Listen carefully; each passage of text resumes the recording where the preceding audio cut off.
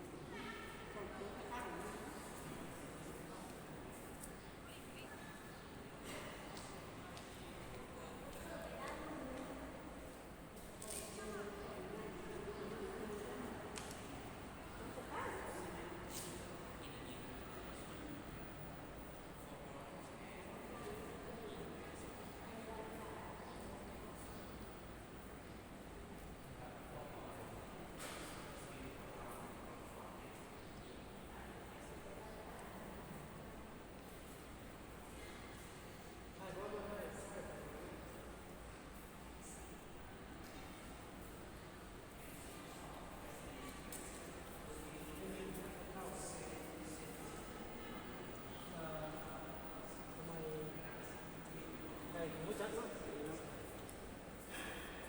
มาเที่ยวชมผลิตภัณฑ์พิพิธภัณฑ์เนาะผลิตพิพิธภัณฑ์ลาว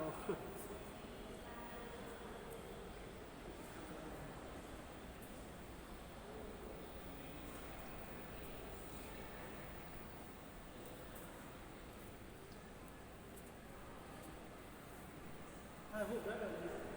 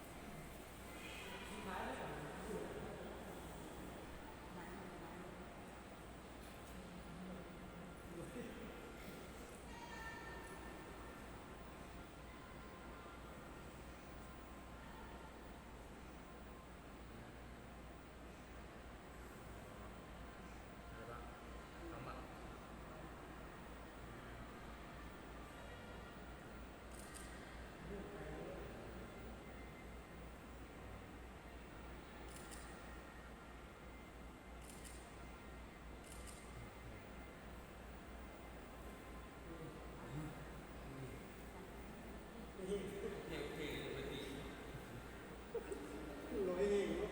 เป็นหน้าหรือส้มหน้าหรือส้มธรรมชาติ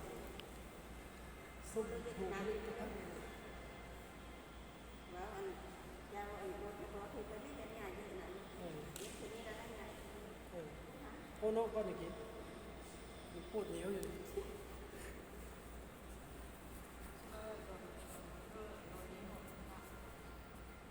เกลค่ะเรียนสายเมืองไทย ฮะ โอ้บริมีนะ พอแก้วอยู่เมืองไทยอยู่ไหน วันแรกจังหวะมันอยู่ตะเก่านะอยู่ชิเลอร์ อยู่อัน อยู่พูดนี่เทียบพอ วัดวัดศรีสะเกษพุ่นคือหัวค่ำผู้ได้นั่นนะ ไทยกัน